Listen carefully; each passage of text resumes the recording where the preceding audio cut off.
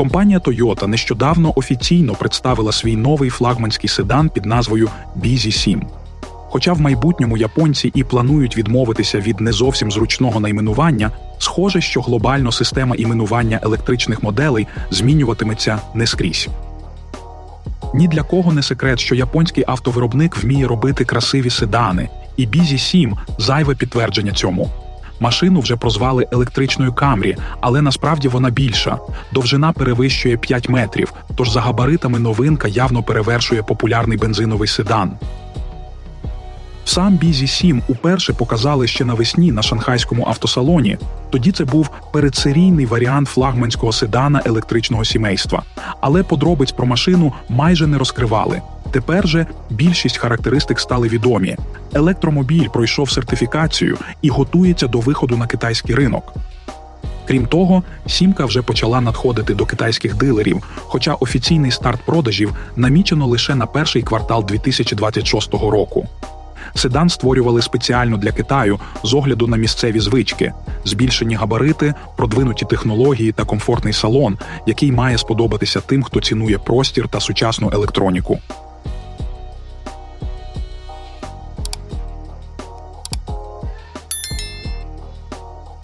BZ7 – це великий електричний седан, який створювався насамперед силами інженерного центру Toyota у Китаї спільно з GAC. Це вже друга модель після 3X, розроблена локально, що підкреслює новий курс Toyota в електричному сегменті, більше розумних фішок, орієнтованих саме на китайських покупців. За всю бортову електроніку тут відповідає китайський технологічний гігант Huawei. Другий партнер проекту – Xiaomi, який інтегрував машину у свою фірмову екосистему. Це означає, що електромобіль можна пов'язати з гаджетами та пристроями розумного дому. Наприклад, з екрану смартфона заздалегідь налаштувати мікроклімат у салоні чи навпаки через медіасистему автомобіля підготувати необхідну атмосферу у будинку. Автопілот із лідаром над лобовим склом теж розроблений у Китаї, але вже командою Momenta, яка також співпрацює з BMW та Mercedes. Система обіцяє високий рівень автономності та підтримує продвинуту допомогу водієві як у місті, так і на трасі на базі штучного інтелекту. Чергове підтвердження того, що в Китаї автопілоти розвиваються за своїми правилами, а Toyota просто змушена підлаштовуватися під місцеві реалії. Попри все, дизайн не шокує космічними мотивами. Все досить спокійно і строго. Злегка похилий дах, напівпритоплені ручки і двері без рамок. Передня частина виконана у дусі останніх електричних Toyota. Закрита решітка радіатора, S-подібна LED-смуга зверху та L-подібні елементи знизу. Ззаду – наскрізний моноліхтар і невеликий вбудований спойлер. Новинка їздитиме на стандартних 20-дюймових колесах, і як опція пропонуватимуться 21-дюймові, а вибір кольорів кузова включатиме одразу 7 варіантів. Електросімка від Toyota дійсно велика.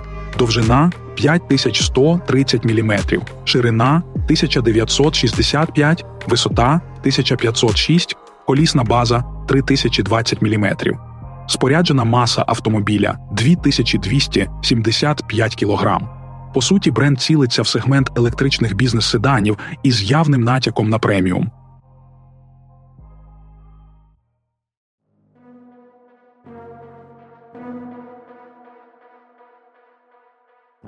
Седан отримав інтер'єр у мінімалістичному китайському стилі.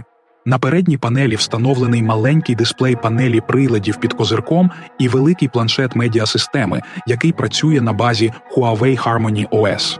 Крім цього, тут є система розпізнавання обличчя, проєкційний дисплей на лобове скло та аудіосистема Yamaha з 23 динаміками по всьому салону.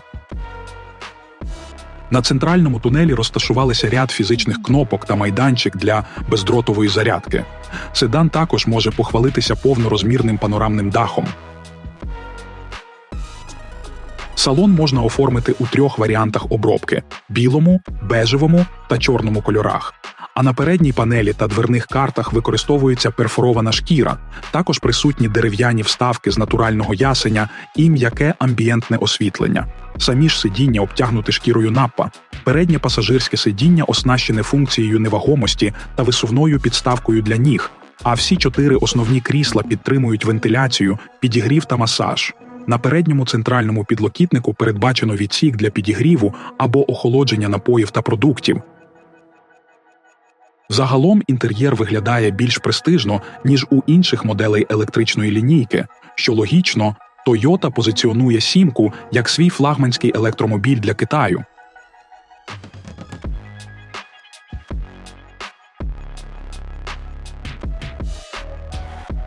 Що стосується силової установки, у седані встановлено один електродвигун Huawei Drive One на задній осі з максимальною потужністю 282 сили.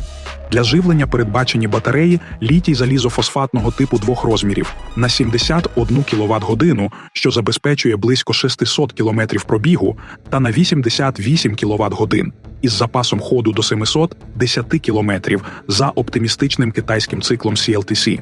Максимальна швидкість автомобіля обмежена на позначці 180 км на годину. Підвізка тут теж заслуговує на увагу. Двокамерна пневматична система в парі з амортизаторами SDC, які були доопрацьовані фахівцями Toyota, які відповідають за люксові та динамічні моделі. В результаті седан обіцяє плавність ходу та впевнену керованість. Автомобіль отримав подвійні механізми розблокування дверей, як зовні, так і зсередини, де механіка вдало поєднується з електронікою. Тобто, навіть якщо живлення відключено, двері все одно можна відчинити вручну. Кузов спроєктований так, щоб забезпечити підвищений захист під час зіткнень, а акумулятор надійно прихований 4-шаровою конструкцією з посиленою кришкою. Крім того, подвійна система гальмування забезпечує стабільне уповільнення за будь-яких умов, а кнопка аварійного відключення живлення додає ще один рівень фізичної безпеки. Очікується, що всі деталі та технічні характеристики нового електроседана Toyota розкриють ближче до старту продажів у першому кварталі 2026 року. Попереднє замовлення в Китаї вже доступне, а ось ціни поки не оголошені. Але передбачається, що базова версія флагманського BZ7 коштуватиме від $28 тисяч. Міжнародні плани Toyota поки не розкриває, але не виключено, що модель з часом з'явиться і на інших ринках, де є попит на великі седани.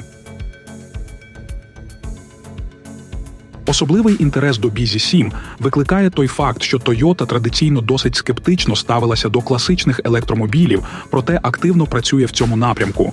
Навіть незважаючи на те, що ринок електрокарів останнім часом дещо сповільнився і багато компаній скорочують інвестиції в цей сегмент, у Китаї, найбільшому ринку електромобілів, Toyota, як і інші світові виробники, продовжує розвивати зелені технології та співпрацює з місцевими виробниками, щоб оптимізувати витрати. Тож жарти про китайські мотори та операційні системи в Toyota вже давно застаріли.